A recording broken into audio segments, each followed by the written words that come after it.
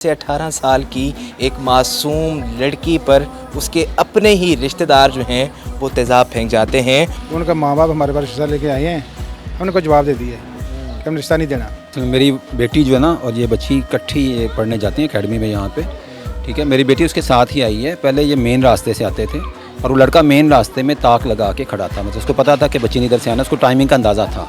तो by chance अल्लाह पाक ने मेहरबानी की कि ये एक शॉर्ट रास्ता है हमारा, पीछे से वहाँ से आई है। अगर ये मेन रास्ते से खुदा न खास्ता आ जाती तो बिल्कुल वो दोनों के चेहरे पे भी डाल सकता था। अस्सलाम वालेकुम जी, मैं हूं आपका मेज़बान उज़ैर आलम और आप देख रहे हैं दस्तक टीवी। इस वक्त मैं लाहौर चूंग के इलाके में मौजूद हूं और यहाँ 17 से 18 साल की एक मासूम लड़की पर उसके अपने ही रिश्तेदार जो हैं वो तेज़ाब फेंक जाते हैं। और फेंकते इस वजह से हैं क्योंकि रिश्ते से इनकार किया जाता है और वो इतने बड़े बदमाश हैं, उनको किसी का खौफ भी नहीं है। ये मैं उनके घर के बाहर मौजूद हूँ और इसी घर के बाहर का ये वाक़या है। हम आपको वो जगह भी दिखाएंगे। ये पीछे आप गेट देख सकते हैं, यहाँ पर वो निशान भी अभी मौजूद हैं और ये फरमान साहब उस बच्ची के वालिद हैं। अहले मोहल्ला जो हैं वो भी मेरे साथ मौजूद हैं। फरमान साहब, मुझे बताइएगा कि असल मसला क्या था, किस वजह से ये वाक़या पेश आया? सर मसला तो ये रिश्ते का ही था सर। उनका माँ बाप हमारे पास रिश्ता लेके आए हैं, हमने उनको जवाब दे दिया कि हम रिश्ता नहीं देना। उन्होंने कहा साल 2 साल 3 साल, मैं कहा मैंने करना ही नहीं है, आप सब हम मदर चाहते हैं। आज ये बात हुई है।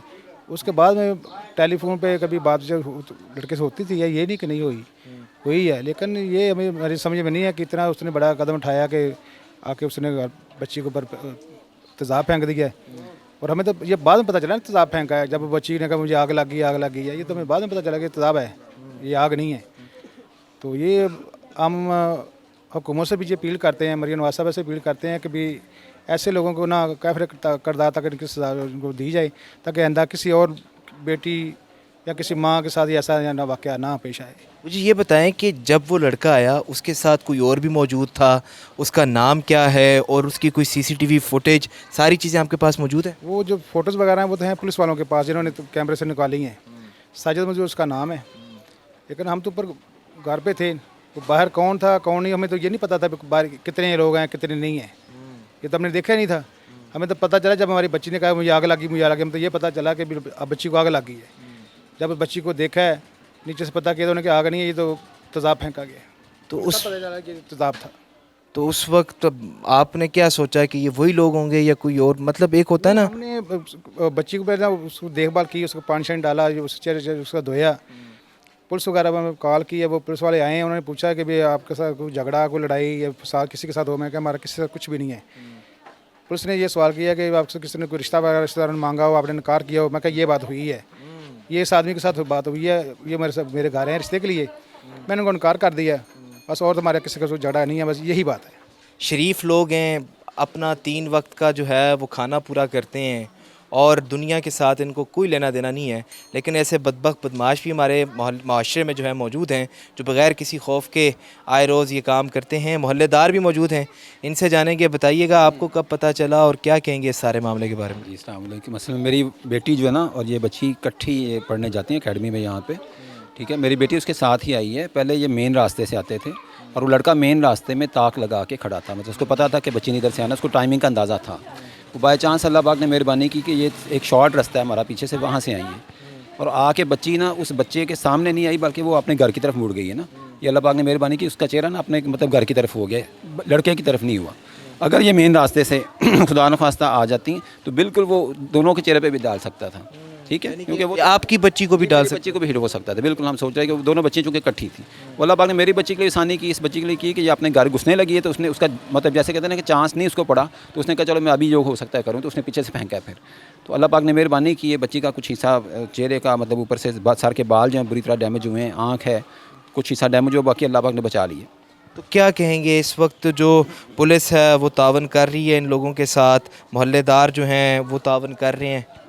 पुलिस ने बहुत तावन किया है, जो सीधी बात है। एसएचओ साहब का बहुत अच्छा रवैया था, मुझे उन्होंने बुलाया, मेरी बेटी के साथ हमने वहाँ बातचीत की है। बहुत कोऑपरेटिव पुलिस है, बहुत पुलिस माशाल्लाह चेंज हुई है। मैं ज़ाती तौर पे कभी थाने थुने नहीं गया, लेकिन मैंने पुलिस को देख मुझे खुशी हुई है कि माशाल्लाह हमारी पुलिस अब बहुत चेंज हो गई है और बहुत ज़्यादा तावन आदि रात को साथ रहे हैं और मुख्तलिफ तरह के उनके डिपार्टमेंट्स के लोग यहाँ पर आए हैं, बैठे रहे हैं, टाइम दिया, सब कुछ। ये पुलिस हमें कोई गिला नहीं, पुलिस ने माशाल्लाह बहुत तावन किया है।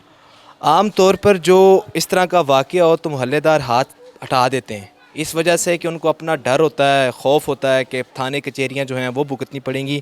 लेकिन यहाँ पर ये जो हमारे साथ मौजूद हैं अंकल, इन्होंने कहा जी मैं तो थाने में भी गया हूँ और वहाँ पे जो है पुलिस ने तावन भी किया है। आइए आपको वो जगह दिखाते हैं जहाँ पर ये सारा वाक़या पेश आया।